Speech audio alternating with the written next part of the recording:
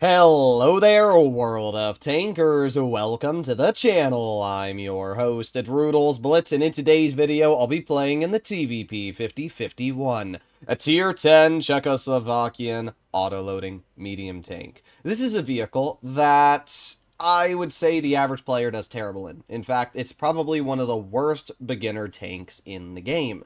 And it's because you give a lot of shells, a lot of aggressive pushing capabilities, into a player that usually YOLOs and dies. I don't know why TVP players specifically like to YOLO so much, but it's definitely the case. However, in today's video, I'm going to be showcasing how you can play the TVP like a pro, and it's actually a lot easier than you'd think. There's really only two things you have to do. A, wait for enemies to make mistakes. It's very simple. Let's say, for some reason, an E100 decides to drive out and shows its lower plate or track wheel.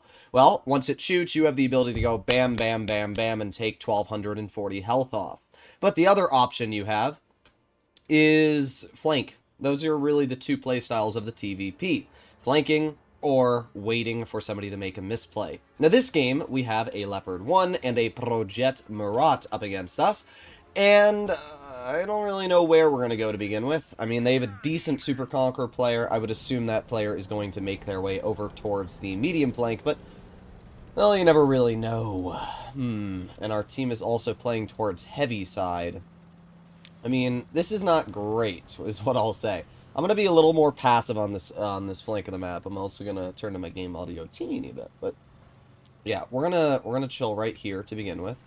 We do spot the Murat, and we get detected ourselves. Okay. Well, let's just wait right here, and we'll see what happens. Our Murat is playing incredibly aggressive. We can see that there was a blind shot fired at me, but that was never ever going to pen.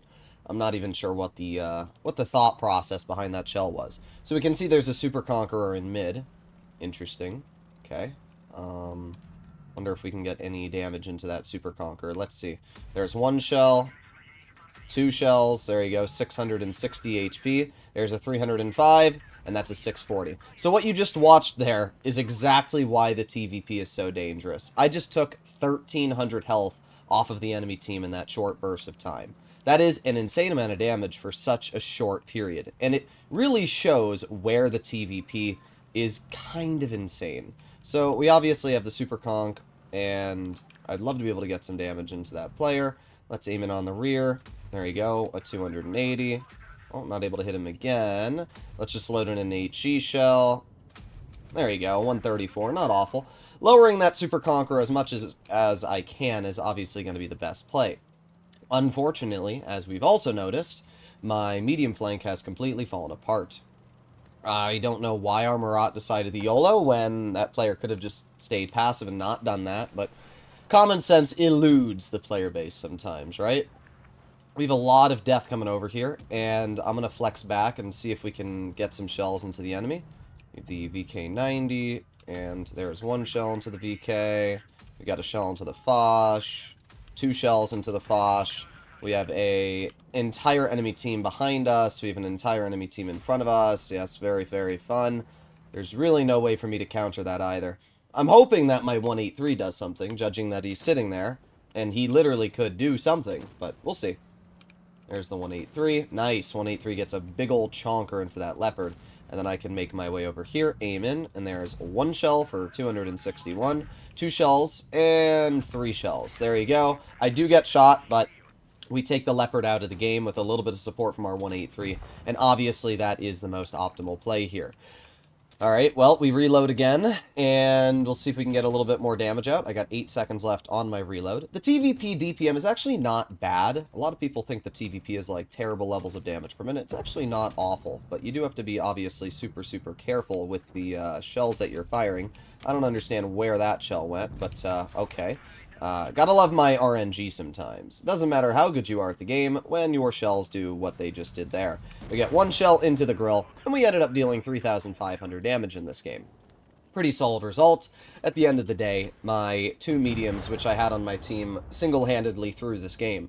My 62A was camping and spawn, and the Murat YOLO'd and killed himself.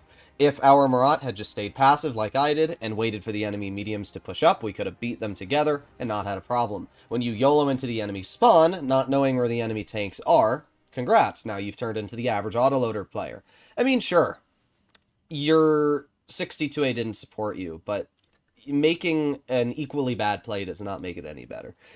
General rule of thumb, don't make a push until you know where the enemy team is. When you see 4 vehicles spotted on heavy flank, and there's still 3 tanks unaccounted for, 2 of which being mediums, the play should not be, I'm going to YOLO.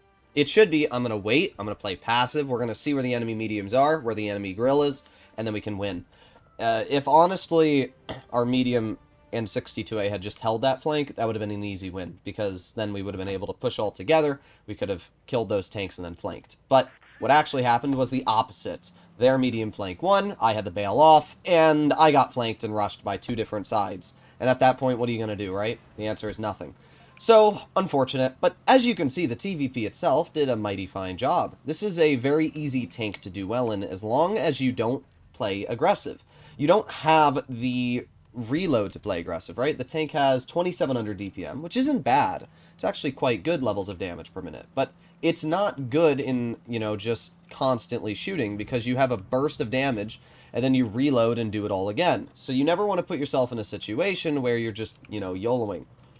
Now, we're not spotted from anybody on that hill there. I'm being very careful, because they have a 183. Now, we spotted the enemy Leopard, General Zhukov. Oh, there you go. We have the E5 in the back. I don't like that. I'm going to back up.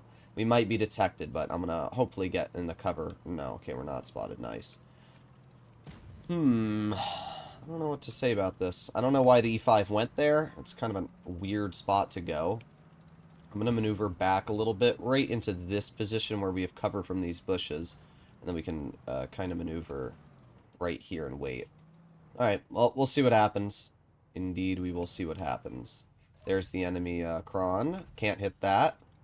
I don't know what the enemy team's doing. There's the T-30. Can't get a shell into that just yet. I mean, the current position we're in, we have a lot of foliage cover, so I shouldn't have to worry about being spotted.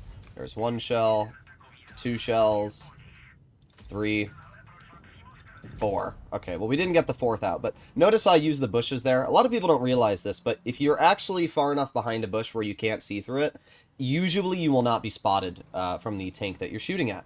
And that's exactly what I did there, and it allowed me to get that T-30 absolutely cleared. So if I move up here, we can probably spot the E5. No? Interesting. Well, we got the Jagdpanzer off on the flank. We have the Leopard. Trying to just think of what I want to do here. Obviously, the Jag would be the most ideal play. There's 1 tracking shell, 2 tracking shells, a 3rd shell, and a 4th. 1265. I mean, that is just so overpowered. The level of damage output that this vehicle has is... it's just insane. It really is. You just can't compare it to any other tank in the game. Like, I guess you can say, like, oh yeah, the 57 Heavy has this level of damage output, but, you know, the 57 Heavy also doesn't go 65 kilometers per hour. This tank actually does, and that's kind of stupid. So, let's aim it on the 183. There's 1 shell, 2 shells. There you go, that player gets cleared. We obviously have the Kron on the side, and we have the E5. I'm just going to reload my clip at this point, and we're going to get behind this E5 and hopefully get a little bit of extra damage out. That's the end goal here. So we got 10 seconds left. The VK-72 is obviously going to roll around the corner, just like that. There you go. And VK bounces the flat side of the E5. That's unfortunate, but not for me. Hello, Mr. E5. There's 1 shell into your lower plate, 2 shells into your lower plate, 3 shells into your lower plate, and... okay. That one was a little cringe, but not like it matters. We're just going to get to the side and keep on going, keep on going. Oh, this is so silly. But notice how I never played the TVP overly aggressive. I never put it into a situation where the enemy E5, the T-30, or any vehicle on their team was going to be able to kill me. I never once did that. And the reason why is because this is not an aggressive tank. When you have your shells loaded, sure, you can make aggressive maneuvers. But you have to remember, after you dump your clip, that there's 20+ seconds of time before you get those shells back. You do not want to put yourself in a situation where for the next 20 seconds, the enemy team can push you because you've over-aggressed. And that's exactly how you play the TVP. It's not an auto-reloader, it's an autoloader. It doesn't have the highest DPM either. It's not bad DPM. I'm actually running vents on the vehicle just as a bit of a fun experiment. So I'm sitting at 2,700 damage per minute. So that's still decent. But, I mean, even the average medium, like a CS63, can have upwards of 3,500 damage per minute. Plus, other mediums, which aren't autoloaders, are allowed to run adrenaline. So upwards of 4,000 DPM. Because of that, you do not want to play this tank over aggressive. And this is really where a lot of the players that drive this tank get that misunderstanding. But let me know in the comments down below what you guys think about the TVP. As always, if you enjoyed today's video and you'd like to see more like it, please consider smashing that subscribe button down below, and I'll see you in the next one. Bye-bye!